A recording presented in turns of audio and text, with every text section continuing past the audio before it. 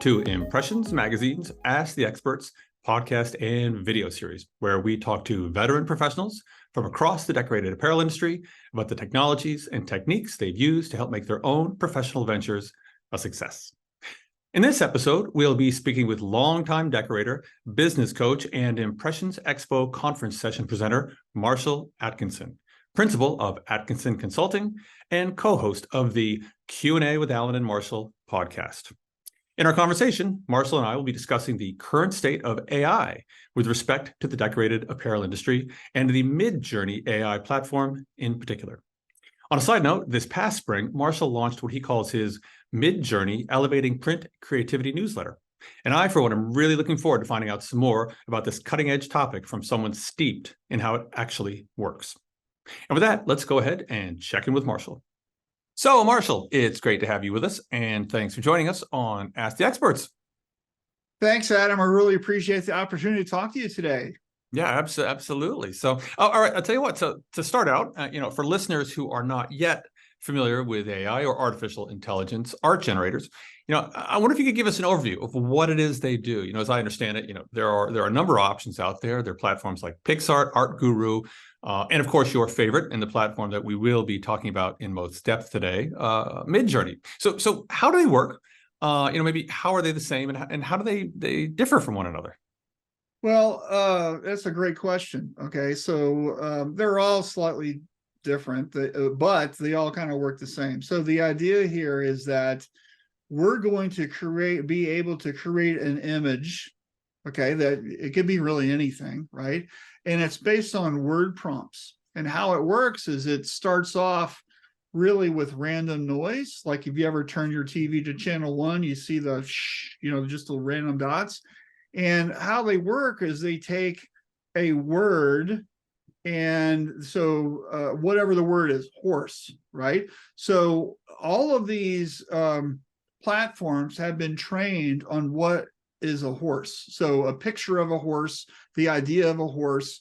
So there's trained on a library of horses, and then the images of horses, and the image to text pair. So there's a picture that says horse on it. So when you say horse, it knows what that is. And when you say watercolor, it kind of knows what watercolor is the same way.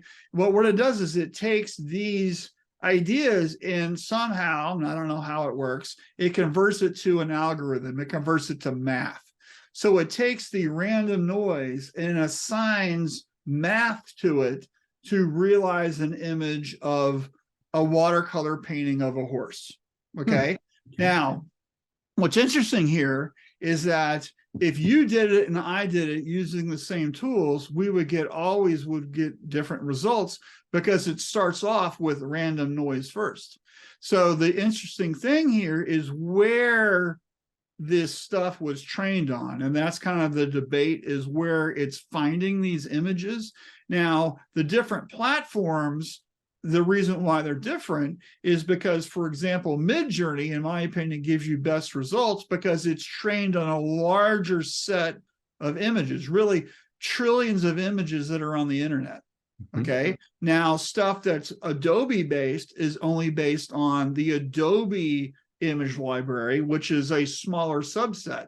So you don't get as good of an image that you might with Midjourney because it's trained on a smaller set of knowledge. Okay. So for example, I want to jump back to the whole random aspect to this. Yep. You and I can both say horse, but we're different decorators, for example, when they're working with this, they're not all going to get the same stuff. Nope. It's an element of randomness. Completely different every time.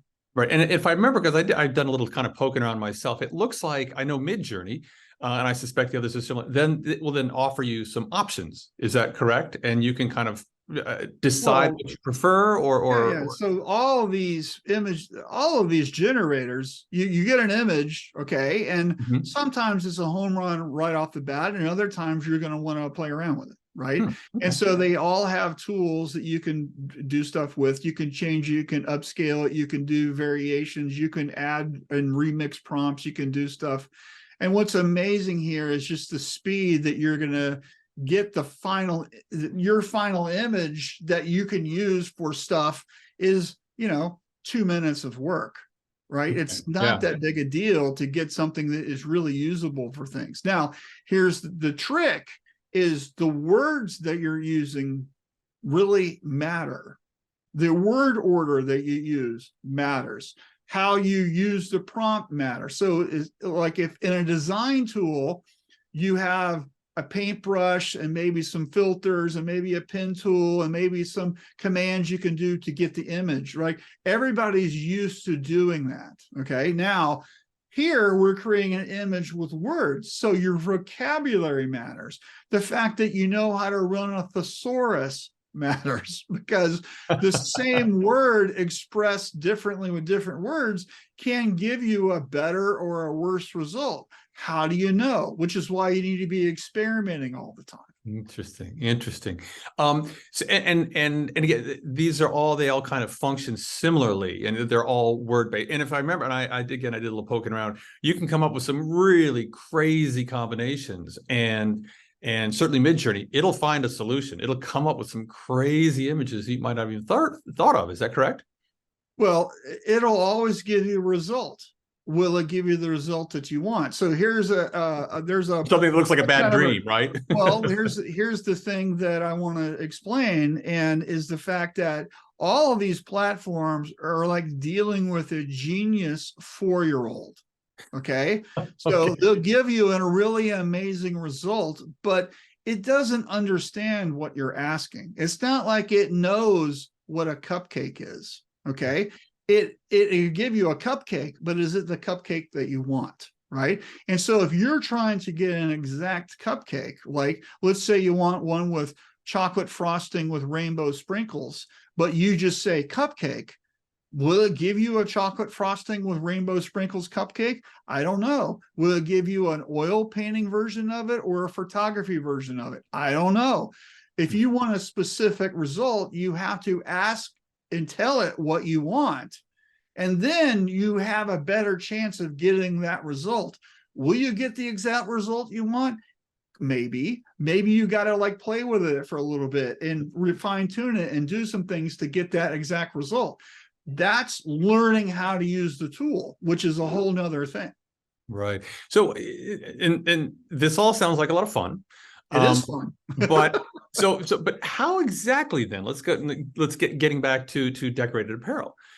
How exactly would this work for, say, a t-shirt decorator? Could maybe give us a step-by-step outline of how, like a customer calls, they have an idea, presumably a customer who's looking for a design. How would this work? They call and they'd say, I'm part of this. There's something with knights involved in it, in Shining Arbor or something like that. How would that work? How would, in specific steps, a decorator implement technology to solve problems? So what do you want? Okay. So we want an elaborate knight helmet, let's say. Okay. So the words that you put in there, right? Do you just say knight? Do you say knight helmet? Do you say silver knight helmet with ornamental engraving with peacock feathers coming out of the back?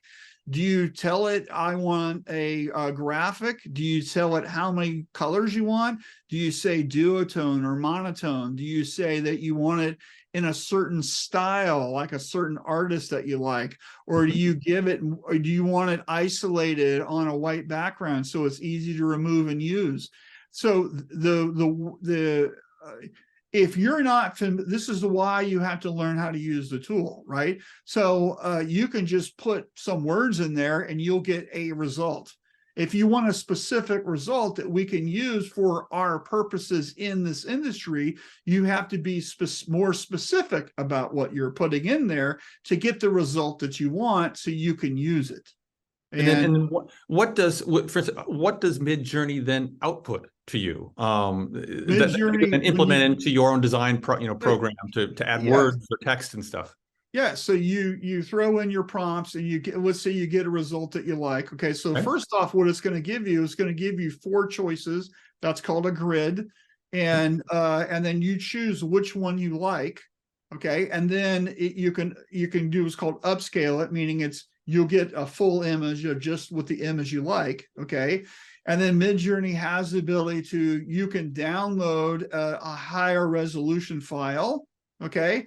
There's also other tools you can use, like there's a program called Trace Journey that can vectorize the file within Midjourney, and you can download a vector file of whatever you just created, so you can instantly use it in Illustrator or whatever program you use.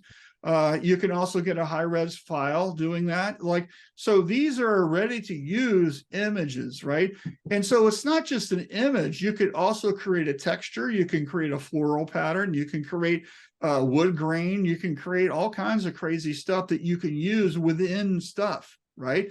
So a lot of times as designers, we need a parrot and we need some flowers and we need a glass with some tequila in it. So if you were to say, hey, I wanted to design something with all that, and you did that in Midjourney, it would take you forever to get all that. So what I would suggest is doing a parrot and doing some flowers and doing a shot of tequila, all as different elements, and then just combine them later.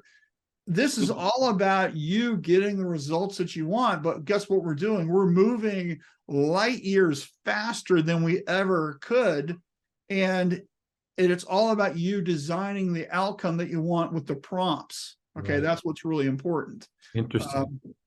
And then you basically, what is outputted by Midjourney or the others, you then integrate that into, you can, I suppose you could just take the image and, like somebody, you know, putting the a family photo up on a t-shirt, you could just run that, or you can combine it with your own design software with text and formatting, things like that, to put it into whatever context you want.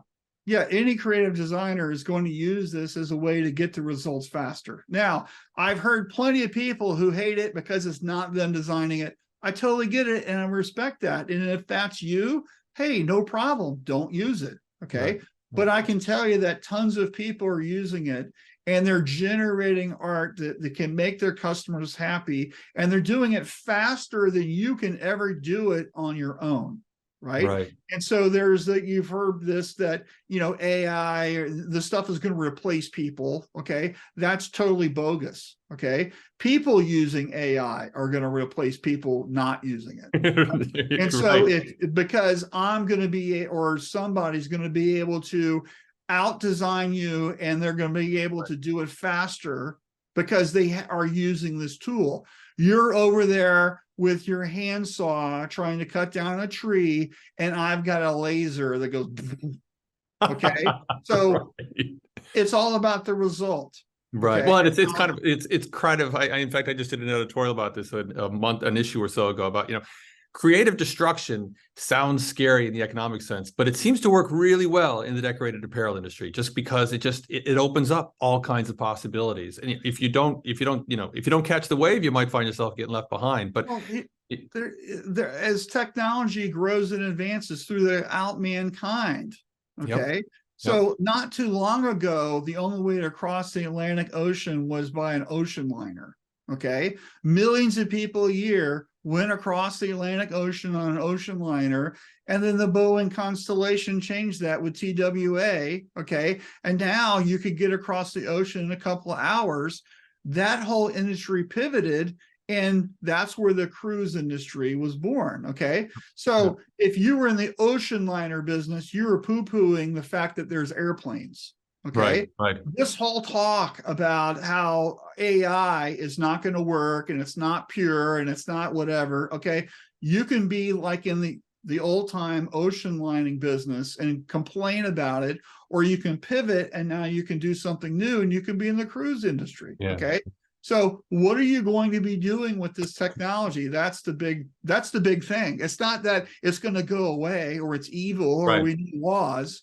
No, it's not going away. The genie's not going in the bottle, okay, back in the bottle. What are you going to do with it? That's what really matters right now.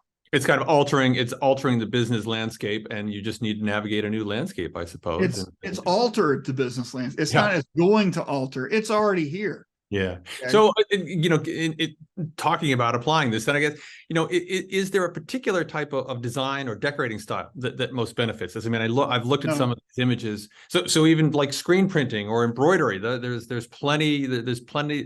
a role for this kind of technology in, because again, I see these images and I think that looks like DTF to me, or DTG. embroidery, there's just so much detail and nuance in some of these images, but this is across the board. Any kind of decorator, this is something that would make sense to them. Okay, so let's think about it, right? Let's think about how you would use Midjourney for embroidery. Well, that doesn't make sense because it's an image. Okay, well, guess what? You can take, let's say, a floral pattern. Let's say a zigzag or a herringbone pattern. You can create your own patterns, right? And then you can take that and you can digitize it for a file for embroidery, right? But here's the thing. In a matter of a minute or two, I've got a crazy floral pattern that just was developed that I can put into something, right? That didn't exist before. And now you've got in a matter of minutes, and then you can get it digitized for a client. And this is how you can solve that problem. Very cool. And so, and of course, you can type in as a prompt embroidery or embroidered or sewn with thread or whatever. And now you've got a mock-up of how you would do a golden retriever if it was an embroidered file. And then maybe it's not, that's not something you can use. You would still have to embroider it. But now, see how the threads are going on the nose? Maybe that could spark an idea about how to do something. Okay. Right. This is all about how we can get better ideas and better images and thinking quicker into what we do. And that's what's going to make a difference here. Right. You can choose to use it or not. It doesn't bother me. It's just a matter of what are you going to be able to do with it? And then how can you utilize it to get better and do things faster and get the outcome and make your end customers happier? That's what we're talking about here. Yeah. So I tell you what, we're kind of starting to run out of time a little bit here, but we've covered a lot. But I guess kind of a two-part question, and I want to circle back to Midjourney. Yeah. And you've already kind of alluded to this, and I think maybe you've even answered this question. But part one, what is it that you like about Midjourney? Oh, and I should add, unless I'm mistaken, it's still kind of in beta phase, and it's free, correct? No, it hasn't been in beta phase for a long time. Oh, it hasn't. Oh, it is, and it's not free. Okay. Oh, okay. All right. Then I am out of step then. Okay. It used to be free, and when Trump went to jail, or we got arrested and the whole thing, they basically crashed the server with people making Trump in jail memes, and then so now I think the cheapest platform is like $8 a month. It's okay, but it's very affordable. So you have to pay, right? Yeah. But your rate is based on your GPU time. So how fast you want something and how many images you're making. So if you're just going to goof around every once in a while, whatever, it's basically cheap, right? If you're at a level like me who is constantly using it, I have the top plan. And so it's just based on how you're using it, right? But I suppose in some, it's extraordinarily affordable, extraordinary technology. And you're not paying a lot for this stuff. Well, it depends on your version of a lot, but it's not that bad. $8 a month doesn't seem too bad, even to me. Yeah. So I guess getting back to that. So circling back again, what is it about Midjourney that you like best? Or that separates it from the rest of the pack? And I guess then the question, and we've maybe even touched on this a little, but I think I know the answer I'm going to get here, but is it a tool for just larger, more tech savvy shops, or can decorators of all kinds take advantage of what Midjourney, for example, has to offer? Well, I'll start with the second question first. It's for everybody. And if you're not using it, you're getting left behind. Okay. And if you want to grow your business, you should be using it. So let's just start there, right? Because it's going to allow you, if you're already a designer, it's going to allow you to be a better designer. If you're not a designer, now it allows you to create images. One of the biggest things that a lot of the reason why people are using Midjourney is because they've never been able to get that image out of their head, and now they can, which is why you're seeing a lot of people using it. Okay, it's very easy to use. It's very easy to get a result. It's trickier to get the result that you want because you have to learn it's a skill like anything. You got to learn how to use it. Okay. So the other question is, why do I think Midjourney is the best? Is because I'm an outcome guy. It gives you the best image. I play with all of them all the time. Okay. And I want to know what's going on. Like, for example, right now, while we're recording this, DALL-E 3, which is from OpenAI, gives you the ability to get text in your image, okay, which is fantastic. Midjourney doesn't do that. It gives you text, but it's like gobbledygook text. It doesn't make any sense. Right. Will it have text one day? You bet. Okay. But DALL-E 3 allows you to get that. But the images that DALL-E 3 creates aren't as good. Right? So if I'm a designer, you know what I want to do? I would rather have a better piece of art, and I'm putting my own text in there because I know that I'm going to get a better end output. And I'm kind of an OCD about type and text anyway. I don't want the computer to do that. What I need is a good looking parrot, okay, for that design. And so I can get what I want, and then I can give it the right prompts for the how many colors I want to use, or the style, or is it flat blocks of color, or is it low poly, or is it looking like it's a watercolor, or I can do all that and have the freedom to do that. And then I can bring it into Photoshop or Illustrator, and then I can add the funky thing to it, or the client logo. And now I'm done. And then I can separate it, and I can, before or digitize it, or whatever needs to be doing this stuff before designing, because I'm an ex-art director. I know how to do all this stuff, right? Creating something amazing from scratch could be hours of work. Right. Now it's 15 or 20 minutes, and I've got a separated file I'm ready to put on a press. Yeah. Okay. So it's amazing. So but you got to learn how to use it. That's the important thing. Yep. And frankly, if I can, a little plug here, that's the reason why I created the newsletters, to teach people how to actually use the tool. Yep. So, yep. And we, you can access that through your website, and also just midjourneyexperience.com. Yeah. And we will be as is always the case, we will have live links in the show notes as well. Right. So, well, I'll tell you what, Marshall, this has been outstanding. I mean, obviously, in terms of payment, I'm learning a lot. I'm very much at the beginning of my my Midjourney. I'm not at the middle of it yet. That was really bad. But anyway, but I appreciate and I know you. A little plug for us too. I know you are now doing sessions at, for example, Impressions Expo on this. Yep. So come take my class. I've got a brand new session that I'm going to be doing. It's going to be an advanced section. So if you're just getting started, this is going to give you power prompts to like how do I create 100 images in a minute, or stuff, just like amazing things that you need to learn how to use. That's called permutations. So I'll be teaching that, how you can dial in things with the style, fine tuning. There's a lot of things that you need to learn how to do. So take my course, and I think you'll learn how to do it. It's not that hard. You just got to do it. That's the key, is taking that action. Yeah. Well, outstanding, Marshall. Again, this is a fascinating topic. I look forward to learning more about this moving forward. And thanks a lot for your time, man. All right. Thanks, Adam. I appreciate the opportunity to help. All right. We'll talk to you later. See you. All right. Well, that wraps up our conversation with veteran decorator and business coach, Marshall Atkinson, principal of Atkinson Consulting. For those interested in learning more about Marshall and his company, go to AtkinsonT-shirt.com. That's ATKINSON T-shirt.com. Marshall offers a wealth of products and services, ranging from site visits to one-on-one consulting to a range of different educational materials and services. In the show notes, we'll also be including a direct link to Marshall's Midjourney e-newsletter.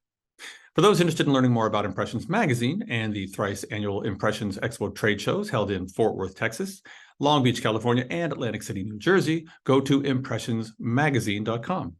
For now, though, thanks for joining us, and keep on decorating.